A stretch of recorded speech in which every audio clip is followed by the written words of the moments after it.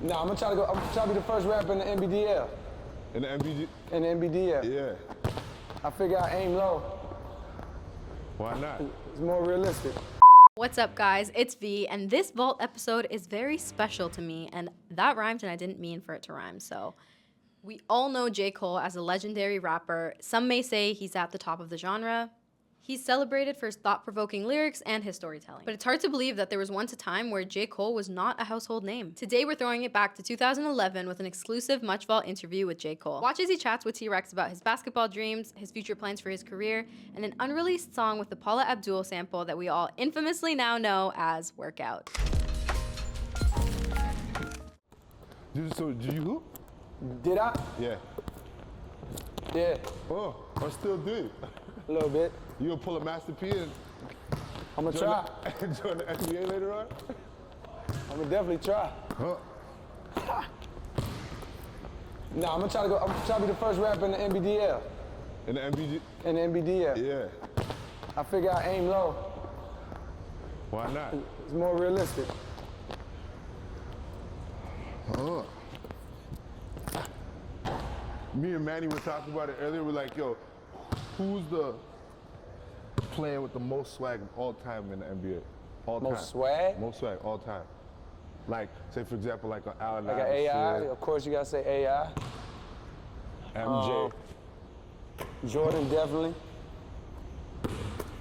It depends on what you call swag, man, because That too? Dennis Fair Rodman enough. had swag, technically. Who? Dennis Rodman. It just had like Tyrone swag. That's the other swag. That's his swag. Yeah. That ain't my swag. You know, I feel like anybody got a personality, their own style. Right. Like your boy Birdman. For sure? Oh yeah. Yeah, Definitely. Chris Simmons. Definitely.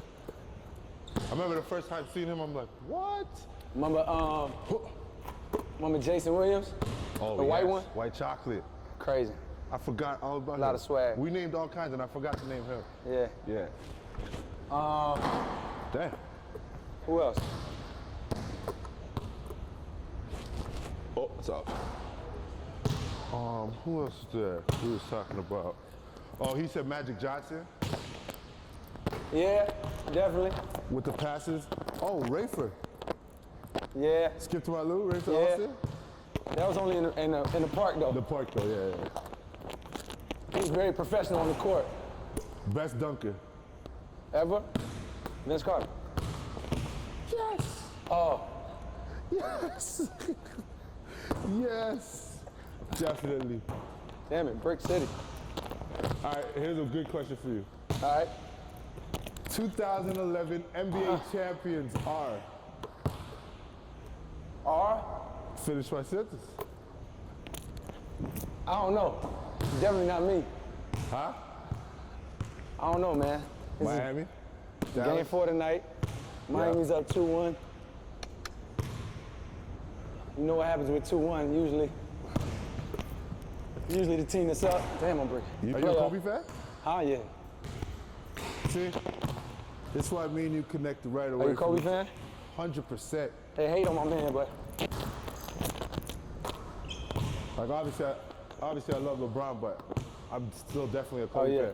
Usually people act like they can't be both, you know? exactly. But I think you gotta respect what Kobe does. Like, he's the best. He's Yeah, flat out the best. he's the best. LeBron is on his way. What's up? It's your boy T-Rex, Canada's Party Animal, aka Rap City Rex, and I'm here with J.Cole, the man. Second time. My man, absolutely. Every time. Every single time. You already know this. Absolutely. And this time you're here touring with Rihanna. Yep. And I just wanted to ask how that came about, because obviously with the Rock Nation affiliation, Yep. I just want to know how that came about and how it's going so far. Yeah, it's definitely like a family affair. Specifically, I was in the studio one night in LA, and Jay Brown, you know, who's Rock Nation and real close with Rihanna. I guess he got the idea after he heard some of my records. He's like, oh, I guess it clicked and sparked him like, yo, you can go out with Rihanna. You know, so that's how it came about. She was with it, luckily, and you know, we just getting started. So far, so good. Dope. Was it a surprise to you to see how well the crowd takes you? Because I seen when you came out in Baltimore, I seen the YouTube clip. Yeah. And then I seen some clips from last night here in Yeah. Toronto, and I was like, wow. Like, Yeah. huge response. There was no like some Rihanna fans like, who is this guy? Like everybody was into it. Absolutely. It's you know, I'm so used to I've been like grinding and working for so long. Just even being signed was not the ending. It was like there's so much work to do. So I've been opening for people for so long that I'm used to it.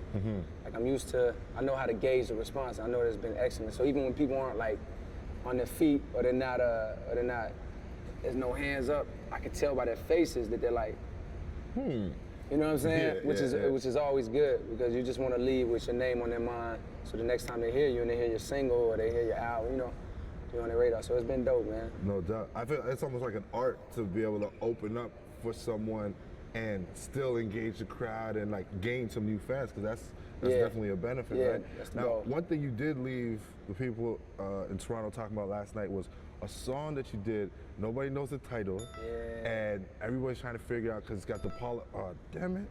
Hold on. All right, so the question I want to ask you was.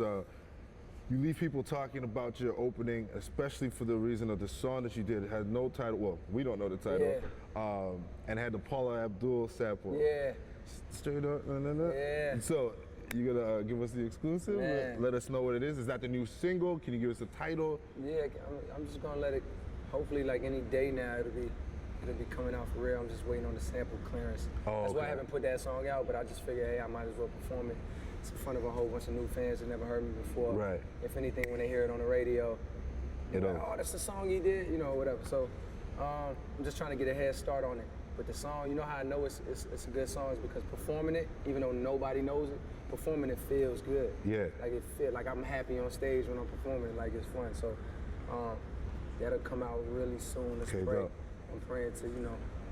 So all our viewers at home will be praying too because Thank you. it's obvious if you don't intro the song with a title, and you just come out and perform it, and then the next day it's all over YouTube, it's all over the blogs, there's an it factor to that song. Something about it. I appreciate it. I seen it today. People were talking about it. The Paula Abdul part was crazy. It's actually a Kanye West sample in there too. Right. When the song comes out, you'll be able to hear like how I did it a little better. But yeah, man, I'm excited. All right, so last time me and you spoke, we were talking about you doing things a little bit left field, incorporating some crazier sounds and to different genres. I don't know if you remember, but I wanted to know with that, is that an example of it, like the Paula Abdul and the Kanye? Or is it a better example with the Return of Symbol with the yeah yeahs? Sample, I'm just not. I don't think I'm limited to anything. Like I'll do a Paula.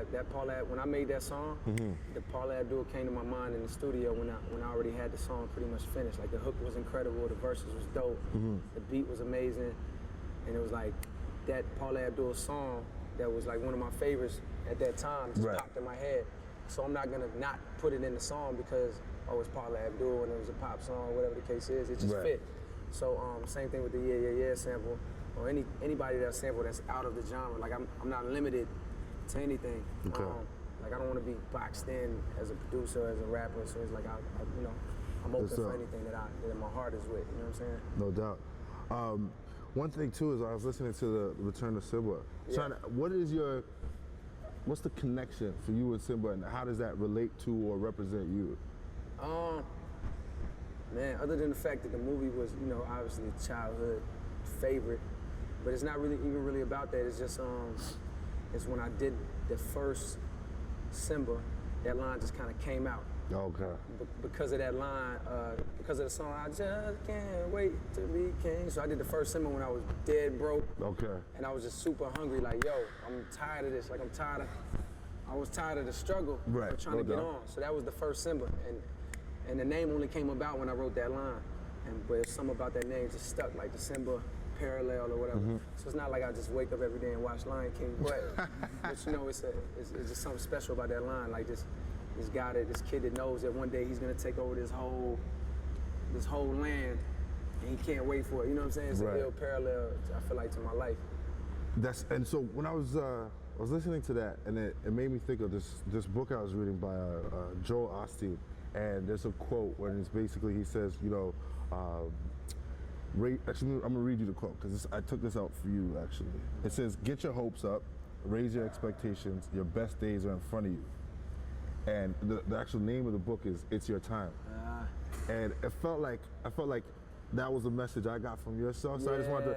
So if you get a chance, grab that book. It's pretty dope. It's got some like really good stuff in it. But do you feel like in the last little bit you've put a more of a value on time? What do you mean? In terms of like what time is like what time is worth. Like, you know, time is important in terms of like how you spend it, how you spent Absolutely. it, and what's going to happen within time for your career. Absolutely. So I just feel like, because I feel like I'm watching your career grow, and I had the same expectations, and you seem to like overachieve those every year. I appreciate that. So like, do you feel like in the last little bit you put more emphasis on time or the value on time? Not necessarily. I think about time, but I just think about like when I think about time, first thing that comes to my mind is like I know that for the next 5 years of my life, my time is pretty much dedicated and devoted to this, and then maybe I'll be able to chill out and go on a vacation for real and just take a few months off. But until then, I just know that, just speaking of time, my time has to be put into my craft and into my career. You know what I'm saying? Like that's the majority of my time is going to that. But in another sense of the word, I'm not in a rush. Like sometimes I get impatient, like, oh man, I want my album to be out, this, that, and the third, and then I quickly correct it and get back to being patient. Like, yo, everything is happening for a reason. Right. You know what I'm saying? Like, everything up to this point has really been perfect. Like, even the missteps were perfect because we learned something, you know what I'm saying? So I'm not in no rush, man, you know. It's dope, because I think even like from the first time we spoke to the last time we spoke, and just talking about things that, you know, you ask the typical questions, well, you know, what you're working on, what are the things that you want to do, and actually seeing those things come to fruition is like, it's so dope, you know? Appreciate it, man. So there's, what I did was I went on Twitter and I asked, because people always know you as the, you know, the lyrical, the lyricist. So I asked for like people's favorite lines, and one that kind of came up commonly was this, and I wanted you to sort of just elaborate and tell me exactly what you meant by it. It's from It Won't Be Long. It's like, tell me, why mama do you cry? Is it because, you know, my teacher's feeding me lies? You know, that line right there.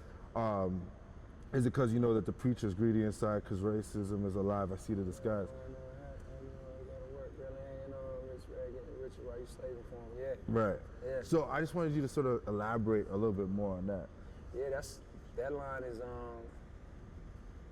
not even to get into the specifics of when I wrote it, but that's me just thinking about a mother, my mother, and a lot of mothers who just work so hard. That whole song, It Won't Be Long, is just a message to a mother. Like, man, I feel like it's every kid's dream, whether it's NBA players or rappers who wanted to be NBA players or whatever our dreams were when we was young. The eventual goal is to basically get your mom out of whatever struggle it is, even if it's just like a job she hates or whatever the case is. Like, you always want to retire your mother before she really had that. Like, that's my goal, or whatever. So that line is me reflecting on that, and also just reflecting on the fact, like, as a parent, you know, like, it's a weird thing to be a parent and know all the things you know about life and know that your kid doesn't know. So do you hit them with it early? Right.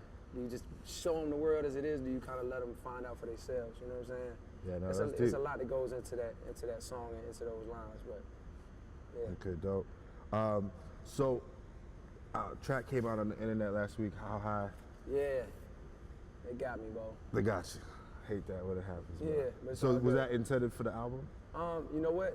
The only blessing about that is that I had just took it off of the album track list. But the whack part is, the song is great. It wasn't finished. Like, it was still more production I had to add to it. I wanted to add to it. But the thing is, a song like that would have been more incredible, even though the response was crazy for that song. Yeah, it was crazy. But it would have been an even more incredible response had that been in the middle of an album. You know what I'm saying? Sometimes when you hear songs out of the context, you're just judging it on like, oh, what is, you know? But if you would have heard that as like the ninth song on the album, it would have made more sense. It would have felt better. You know what I'm saying? You can't just pick a scene from a movie and just, you know what I'm saying? Expect for you to get the whole thing, but you know, it's all good. We roll with the punches. All right, so I'm gonna ask you quickly because we're gonna get out of here. But the album, Cold World. What's the title? Hey, like, man. You're not gonna give us you're not gonna give your boy the exclusive. Yo, I'm the best. Yo, I've been dodging that question for I know. years. But what do you have at least a ETA, like when we can expect it? Yeah, you can definitely expect it no later than September. But I'm think all things go well, then we'll be looking at August. You know what I'm Okay. saying? But definitely no later than September. Absolutely. Man. And the single is really killing me right now because I was supposed to put this out 2 weeks ago, but samples. But everything happened for a reason, so we did. So even though you didn't give me exclusive, it's always a pleasure. Nah, you get the exclusive. All You my already- questions are exclusive. you already all know my that. answers are Nah, it's clear. so unique, man. But I will be supporting the album. The rest of the viewers in Canada will be supporting y'all, it man. as soon as it comes out. And hopefully have you back on the Rap City Absolutely. couch. Always. My dude. Appreciate it, brother. One love.